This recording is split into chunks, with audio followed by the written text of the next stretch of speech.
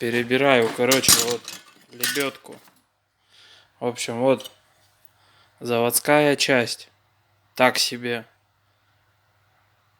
Загнулась. Конкретно. Хиловатая китайская. Вот я, короче, ее отпилил. Вот от этих двух частей. Вот.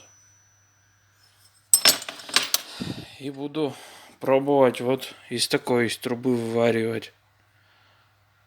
Думаю, эта часть более массивно кажется, чем вот это говно.